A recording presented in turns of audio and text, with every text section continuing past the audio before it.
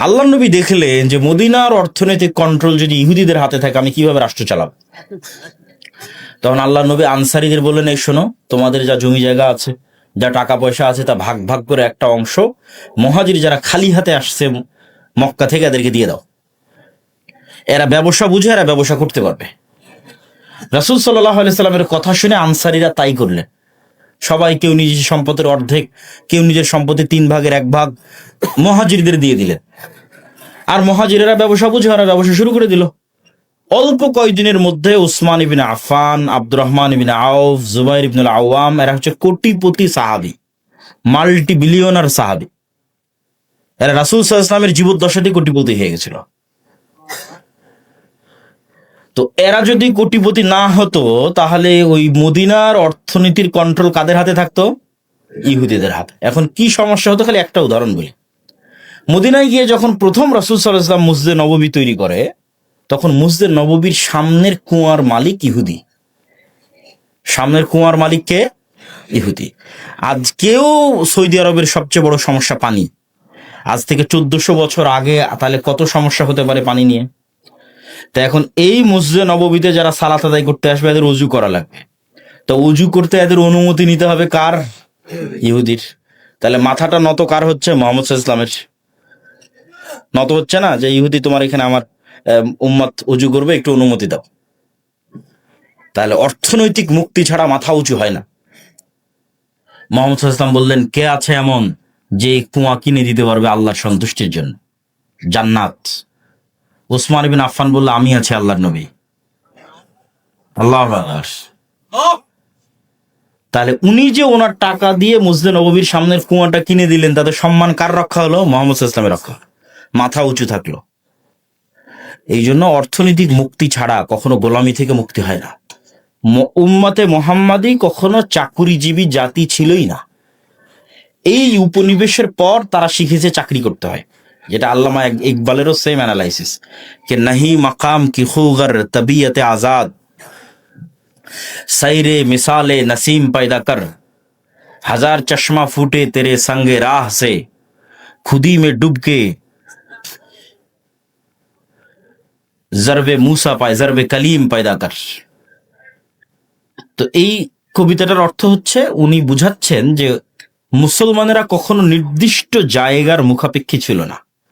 আপনি সব সাহাবীর জীবনী উঠিয়ে দেখেন, যে সাহাবীদের 100%-এর 80% নিজ এলাকায় মারা যায়নি, 70%, 60% নিজ এলাকায় মারা যায়নি। ধরেন জন্ম হয়েছে মক্কায় অথবা মদিনায়, তারপরে ইসলামী খেলাফতের রাষ্ট্রের সীমানা যত বাড়তে থেকেছে, কেউ দাওয়াত নিয়ে চলে গেছে মিশরে। যেমন আব্দুল্লাহ ইবনে আমর ইবনে আল-আস চলে গেছে মিশরে, আব্দুল্লাহ বিন আব্বাস চলে গেছে মক্কায়, আব্দুল্লাহ বিন মাসউদ চলে গেছে কুফায়। তাহলে যতদূর পর্যন্ত ইসলামের রাষ্ট্র বাড়তে থেকেছে, এরা কোরআন এবং হাদিসের দাওয়াত নিয়ে ততদূর পর্যন্ত যেতে থেকেছে। কেউ কখনো মনে করেনি যে না, আমাকে এখানেই থাকতে হবে। তো মরু যাযাবরেরা কখনো নির্দিষ্ট জায়গার মুখাপেক্ষী হয় না। আর মুসলমানেরা ব্যবসায়ী জাতি, যতদূর পর্যন্ত ইসলাম গেছে তার 50% যদি হয় যুদ্ধ, তো 50% ব্যবসা। যেমন মালয়েশিয়া, ইন্দোনেশিয়া, ব্রুনাই, এগুলোতে কোনোদিন যুদ্ধ হয়নি ইসলামের নামে। তাহলে ওরা ইসলাম গ্রহণ করলো কিভাবে? আরব ব্যবসায়ীরা ব্যবসা করতে করতে চলে গেছে মালয়েশিয়া, ব্যবসা করতে করতে চলে গেছে ইন্দোনেশিয়া, ব্যবসা করতে করতে চলে গেছে ব্রুনাই। ব্যবসা করতে গিয়ে সেখানে মানুষজন তাদের আচার আচরণ, সত্যবাদিতা, ন্যায়পরায়ণতা দেখে ইসলাম গ্রহণ করেছে, এলাকাকে এলাকা, এলাকাকে এলাকা। তো মুসলমানেরা ব্যবসায়ী জাতি। ব্যবসা ছাড়া টাকা ইনকাম করে আপনি দান করতে পারবেন না শান্তি মতো। আর জান্নাত শুধু ইবাদত দিয়ে জান্নাত 100% কনফার্ম করা কঠিন। আবার শুধু পাপ মুক্ত থাকার চেষ্টা করেও 100% জান্নাত কনফার্ম করা কঠিন। যেমন এখানে কেউ দাঁড়িয়ে বলা কঠিন যে আমি আমার জীবনে 1 ওয়াক্ত সালাত কাজা করিনি, অথবা এইটা দাঁড়িয়ে বলা খুব কঠিন যে আমি প্রত্যেক 5 ওয়াক্ত সালাতের শুরু থেকে শেষ পর্যন্ত শুধু আল্লাহর কথা স্মরণে রাখি, আর কারো কথা, দুনিয়ার কোনো কথা আমার মাথায় আসে না। এটা বলা কঠিন। তাহলে কেউ কিয়ামতের মাঠে দাঁড়িয়ে আল্লাহকে বলতে পারবে না যে আল্লাহ, আমি 1 ওয়াক্ত সালাত কাজা দিইনি, অথবা আমাকে জান্নাতে দিতেই হবে। এই চ্যালেঞ্জ দেওয়া কঠিন, জান্নাত দিতেই হবে। অথবা কেউ দাঁড়িয়ে বলবে যে আল্লাহ আমি একটাও গুনাহ করিনি, আমাকে জান্নাত দিতেই হবে, এটাও চ্যালেঞ্জ দেওয়া ওঠে। তাহলে জান্নাতে যাওয়ার জন্য আল্লাহর রহমতের ভিখারি, আল্লাহ ভালো মতো ইবাদত করতে পারিনি, অনেক গুনাহ করেছি, ক্ষমা করে দাও, আল্লাহ দয়া করলে এবার জান্নাত। কিন্তু জান্নাত কনফার্ম করার দুইটা রাস্তা আছে, চ্যালেঞ্জ, যে জান্নাত আমারই, যাবই। একটা হচ্ছে জীবন আল্লাহর রাস্তায় দিয়ে শহীদ হয়ে যাওয়া, এটা কনফার্ম 100%। শহীদের রক্ত জমিনে পড়ার আগে তার যদি ইবাদতেরও কোনো কমতি থাকে ওটাও মাফ, আর যদি কোনো গুনাহ থাকে ওটাও মাফ। তাহলে একটা কনফার্মেশন পাওয়া গেল যে জীবন যদি আল্লাহর রাস্তায় দিয়ে দেওয়া যায় জান্নাত কনফার্ম। আর একটা কনফার্ম করার রাস্তা হচ্ছে টাকা,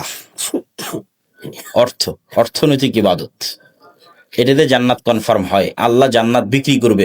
ঠিক যেমন আপনাদের গাইবান্ধা শহরে, গোবিন্দগঞ্জ, সাঘাটা, বগুড়া, গুলশান, বনানী, দুবাই, এগুলোতে যেমন প্লট বিক্রি হয়, আপনি ফ্ল্যাট কিনেন, এরকম আল্লাহ সুবহানাহু ওয়া তাআলা জান্নাতের প্লট সেল করবে, বিক্রি করবে। কোরআন মাজিদে অ্যানাউন্স দেওয়া আছে, বিজনেস হিসেবে ঘোষণা দেওয়া আছে, বিক্রি হিসেবে ঘোষণা দেওয়া আছে, আমি বানিয়ে বলতেছি না।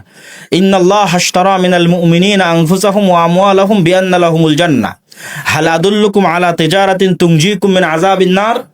তাহলে আল্লাহ বিজনেসও ঘোষণা দিয়ে রেখেছে, আল্লাহ সুবহানাহু ওয়া তাআলা ক্রয় বিক্রয় ঘোষণা দিয়ে রেখেছে।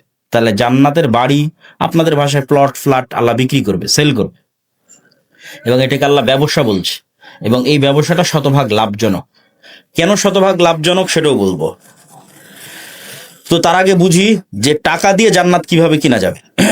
দুনিয়াতেই আল্লাহ সুবহানাহু ওয়া তাআলা অসংখ্য ইবাদতের কমতিতে টাকার জরিমানা দিয়ে মাফ করার ব্যবস্থা করেছেন, এবং অসংখ্য গুনাহের কাফফারায় টাকার জরিমানা দিয়ে মাফ করার ব্যবস্থা করেছেন দুনিয়াতে। যেমন কেউ হজ এবং ওমরা করতে গেছে, ওমরা করতে গিয়ে কোনো একটা ইবাদত ছুটে গেছে, বড় একটা ইবাদত, জামরায় হয়তো পাথর মারতে যেতে পারেনি, তাহলে ইবাদতে কমতি হয়ে গেছে। এখন আল্লাহ রাসূল বলতেছে ঠিক আছে, কমতি যেহেতু হয়ে গেছে, তুমি একটা দম, একটা দুম্বা, একটা খাসি আল্লাহ রাস্তায় কুরবানি করে দাও, ওইটা এটাকে মেকআপ করবে, কাভার দিবে।